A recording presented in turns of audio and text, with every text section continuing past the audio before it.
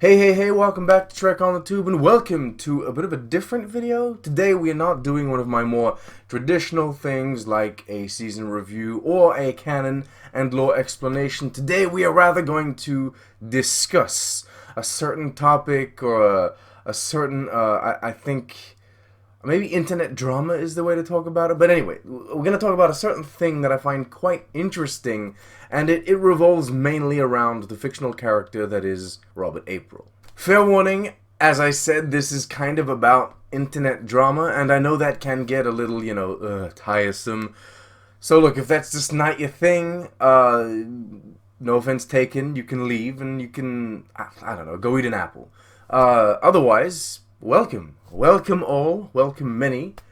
Let's get started. Let it be known that I started thinking about writing this thing a while back now. It was only some time after the first episode of Strange New Worlds was released. Time has passed since then, but I do think that the topic is still interesting and relevant enough to justify a video. Also, since the other Star franchise, Star Wars, is experiencing a similar problem with the release of Obi-Wan Kenobi, I mean, it only reinforces in me the idea that this discussion won't be going anywhere in the near future. First and foremost, I have a million messages to share before we begin, or I have four messages. The first being, no, this isn't really gonna be a discussion. In truth, it's just gonna be me talking and sharing my opinions. It's gonna be me joining in the conversation. Now, do feel free to comment and share your own opinions at the end.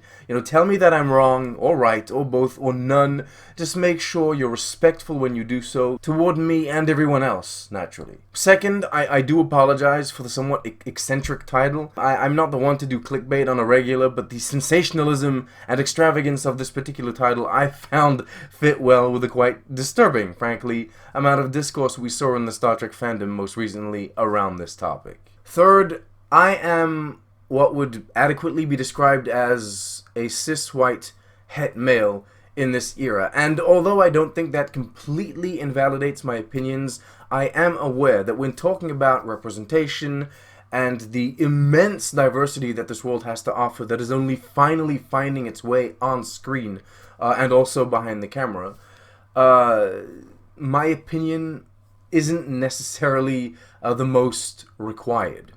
My voice is not the most required. I'm aware of that. Also, I'm not here to prove a point or change your opinion. I really just want to join in the conversation and kind of reflect on what I find to be some very interesting elements. Fourth, and most importantly, though I don't think this necessarily needs to be said, considering the internet is such a bizarre place and I don't want anything to be taken too much out of context here, I'm gonna make the bold statement and say I am not racist.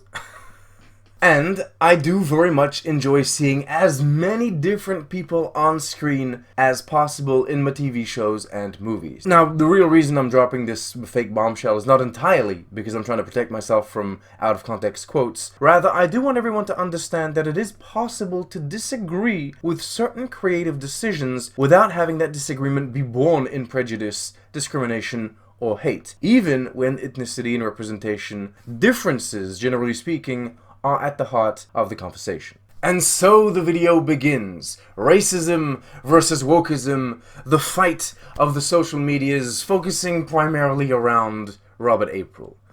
Now look, for context here, what happened is the first episode of Star Trek Strange New Worlds was released. Generally speaking, I think the reaction was quite positive, with the overall consensus being something along the lines of, why wasn't this the 2017 Star Trek we got to begin with? Now I myself thought the episode was a solid enough pilot, with only details that bugged me, its greatest flaw being that it was perhaps playing it a bit safe, but hey, can you really blame them? Sadly though, most of the discussion was drowned by the hot takes, spicy opinions, and I guess also recycled racism directed at one specific creative decision: the casting of Adrian Holmes as Robert April. Why is this such a big deal, you ask? Well, because they cast a black actor, and Robert April was previously depicted in the animated series as white. Rage, anger, bewilderment, happiness, The list of emotions felt across the internet was immeasurable and wildly varying.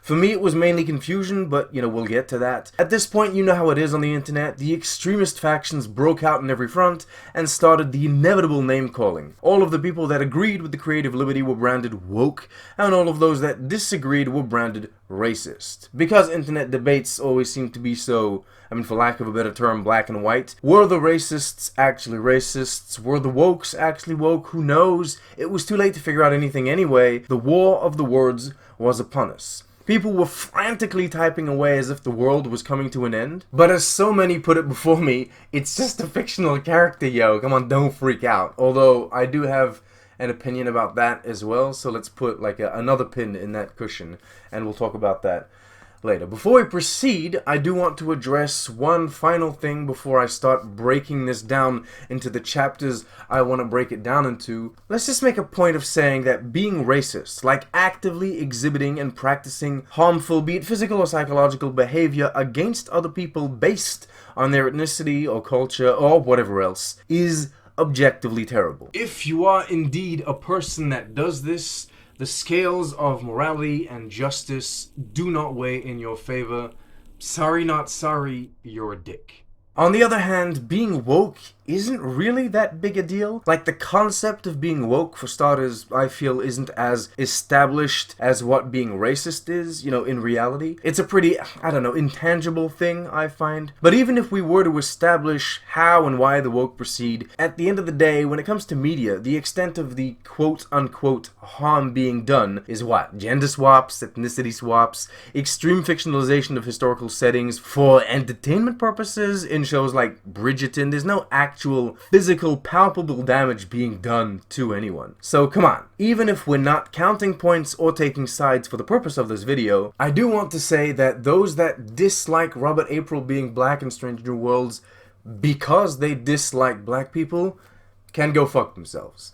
This video is not made for them. It's not made to excuse or condone that kind of attitude, so fuck off. Thank you. And now that we've gotten rid of the real racists, we can actually get into the actual video. Because in the end, I'm really just making this to reflect upon the impact, the meaning, and the result of said ethnicity change in terms of story, lore, and canon, and how that will and already has affected the fandom and the future of the franchise. Okay, I've shared my 4 opening statements, we've established context, we've told the real racists to fuck off. Let's begin. Chapter 1, this is not a reboot, or a remake, or a retelling for that matter, and I feel like that needs to be said. You see, many people online have been defending the ethnicity change by using examples that, quite frankly, don't apply. They talk about Battlestar Galactica, they talk about the MCU, they talk about the live-action Disney remakes. And I get the reasoning. Like gender swaps, ethnicity changes, it's nothing new at this point in entertainment. Characters that have been quote-unquote like this in the past are now like that in the present. It's a thing that we're all quite comfortable with. I feel like we're all quite used to it at this point. Also, who else would you see be Nick Fury at the moment, right? No one. But the MCU, for example, is a cinematic universe comprised of multiple franchises that are adaptations of existing and sometimes even discontinued comic book runs.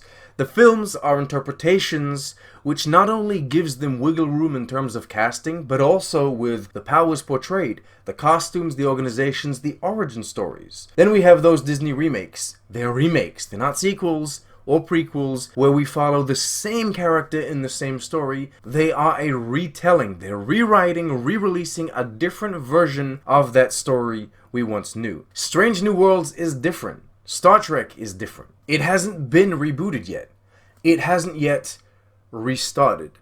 So what you see on screen is always connected to what's already been put on screen beforehand. Which means this Robert April is the exact same Robert April as this Robert April. This Tom Paris is this Tom Paris, or this Guinan is this Guinan. Granted, Star Trek is always doing its own thing, and technically it has already done an ethnicity swap with the Banana Plum Cucumber Patch being cast as Khan in Star Trek Into Darkness, but he's from a different timeline, a parallel universe. Me from another universe could be very different. He could have 3 legs. Me from the past, however, I mean, that's just me from before, so, you know, I'm the same. So yeah, first chapter, Strange New Worlds, isn't a reboot, and so defending the creative decision by using other examples isn't really an option, because this is the first time it's ever been done. Or has it? You'll have to fact check me. I think there's that one guy from Game of Thrones that got recast. I think his ethnicity changed. And people always talk about one of the Malfoy friends from Harry Potter. Maybe they were the first, I don't know. In any case, I'll say one thing. Robert April is a more high-profile character, even if we haven't seen him that much in the franchise, and that's why it's such a big deal. Chapter 2.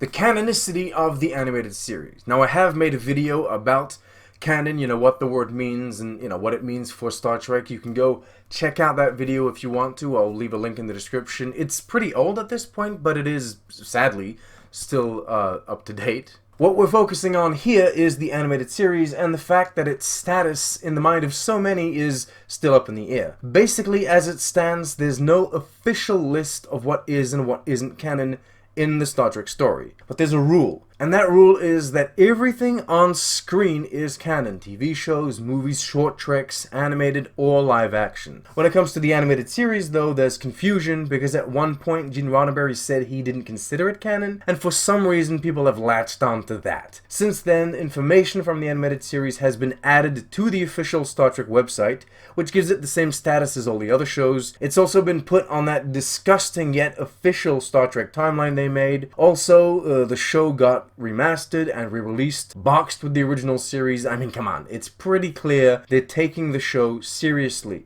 and treating it like the others. And then to add to all that, elements from the animated series keep getting used and integrated in other shows or movies. That Star Trek 09 Spock bullying scene, for example, was first established in the animated series. The giant Spock skeleton hanging in Lower Decks is the remains of the giant Spock from the animated series. These species featured in Lower Decks didn't exist until the animated series created them. Clearly the show is a well of creative elements that the writers enjoy dipping into. Robert April is just another one of those elements, mentioned in the original series, featured on screen for the first time in the animated series. And so here, in Strange New Worlds, he returns, but different. It's bizarre, but mostly, in terms of the animated series itself, it's a bit disappointing. You see, many creators, fans, writers, and producers champion the canonicity of the animated series because of the great stories that were told and the iconic additions to the franchise by people like DC Fontana with episodes like Yesteryear. And though granted, one ethnicity change doesn't take away from the validity of those quite unrelated stories in the grand scheme of things, it does, however, yet again,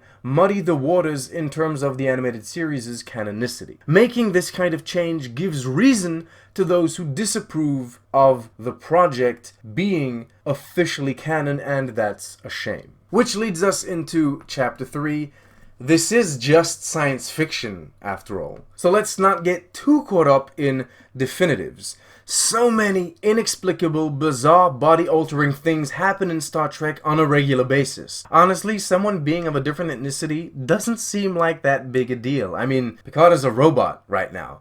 And considering so many years happened between April's two appearances, any number of things could have happened. From an alien species changing his appearance, to him having to inhabit the body of another officer. Who knows? The guy might not even be human and just changes his looks every 5 years. And I'm even saying he, like it's confirmed he's a fucking male. Maybe he's not. Maybe April is like a genderless shapeshifter of sorts. It's all open. And that is the beauty, but also the nuance and trickiness of canon. Things that seem established can sometimes only be one piece of a mosaic the franchise is putting together over the long term. It's science fiction, emphasis on fiction. Chapter 4, Representation and Reasoning. Up until now, we've been talking about what happens after the change, how people reacted to seeing Holmes cast in the role, how this might affect how the fandom views the animated series, etc. But now, let's take time to look at before the change. Let's look at the reasoning that informed such a change. Lack of representation. The original series was produced and released in the 60s, the animated series in the 70s. Default casting default characters were white guys. And although you can't completely erase that glaringly disproportionate demographic from those stories, even by creating new ones set in those same times, you can at least try as a contemporary creator to balance the scales somewhat. Like, let's get real. It makes no fucking sense that in Star Trek's 23rd century, it's just a bunch of white guys zooming around space. No, it's not logical. And even if I hate doing this, I'll do it just this once. I'll drag Gene Roddenberry's name into it, and I'll say that I'm pretty sure he also didn't envision the future as a place where 95% of people were white men. The whole point was to show everyone different working together in the future. And the one ship featured prominently was but an example of what the rest looked like, not an outlier. So a lack of represented minorities in the universe's time period clearly motivated and informed the decision made for Strange New Worlds. Now I can already hear some of you people asking, but why didn't they just create a new character? Why did they have to touch a pre-existing character? And believe me, I asked the same question when I first saw the news because of my hyper, defender or keeper of the canon kind of brain that I have. But look at it this way. Is it more important that every single iconic established Star Trek character of a certain time remained white men just because they were defaulted as such upon creation? Or is it more important to have at least some of them better represent the society we live in today and the society we would like to live in tomorrow? Because yes, creating a new character is an option, but in terms of symbolism and significance, it's more meaningful for the underrepresented groups to have a pre-established hero represent them now. Chapter 5, The Slippery Slope. Yeah, I know, it's a terrible title. And it's also an expression I think a lot of us are kind of sick of hearing, but I do think we need to spend at least a little time on it, considering how often we see it come up. People will tell you that making Robert April black is the first step down a slippery slope. And look, if you're really gonna start talking like that, the slippery slope really began not with a person, but with the Enterprise itself, and its remodel for Discovery Season 2. Or maybe it even began with the Klingons in the motion picture. See it how you want. Either the slope has forever existed or never existed. At the end of the day, April is but one change that an ever-changing franchise has applied to itself like all the others. I don't think it's a slippery slope. I may have used the expression in the past myself, but as it stands, all I think is that every iteration, every year, every creative team will bring with them changes to Star Trek, and finding a balance between preserving what came before and serving what will come next is the real challenge. Which leads us to the final chapter. Chapter 6, Rank. That's right, there is another issue to be addressed with Robert April that most angry fans seem to have completely overlooked in favor of focusing on his ethnicity, his rank. Robert April in Strange New Worlds in 2259 appeared as an admiral, but in 2270 in the animated series he was a commodore. Thing is, admirals rank higher than commodores, which means he got demoted. Now, considering April is one of the most respected and decorated Starfleet captains as illustrated by Discovery, it's a bit difficult to imagine him being demoted, but I will say Kirk went from admiral to captain after being demoted following a mission that saved Earth, so there are ways to bring characters down without affecting their hero status. So is the reduced rank a big deal? No, not really. It only kinda is when you look at it once again from the validity of the animated series' standpoint. But much like one's sense of self and identity in a science fiction show, rank and position are ever fluctuating. Okay, 3 little things I want to say before I leave, those little pins that we put in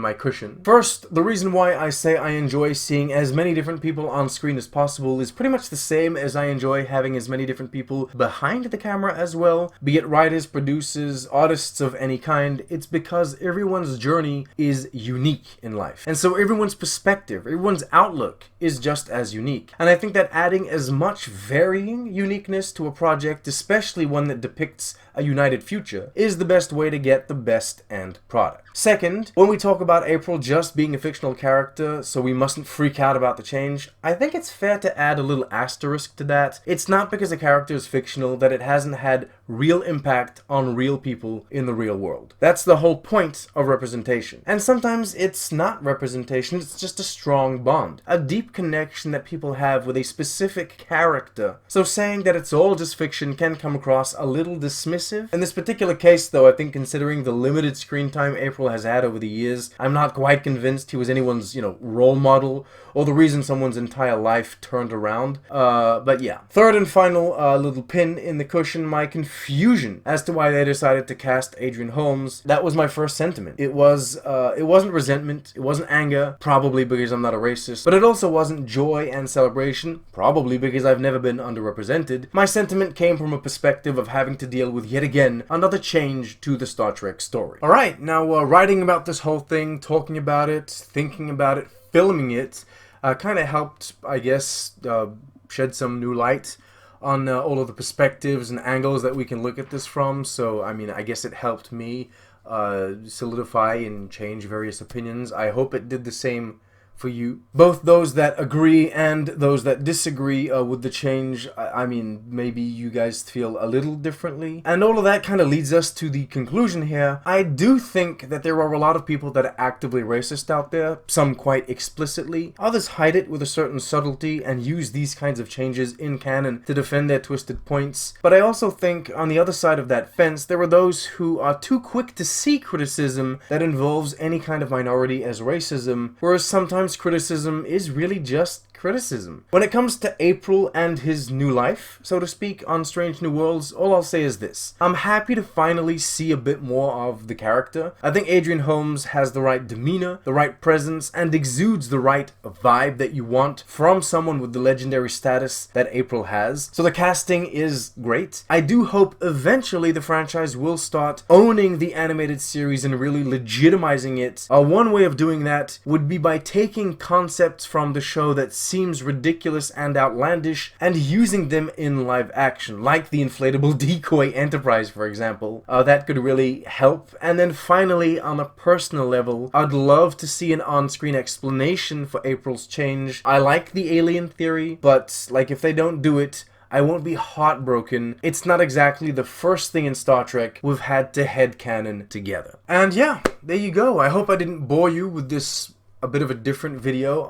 I hope I didn't, come across as too jerky or too offensive. If I did, please do excuse me. I was just trying to, I guess, share my thoughts.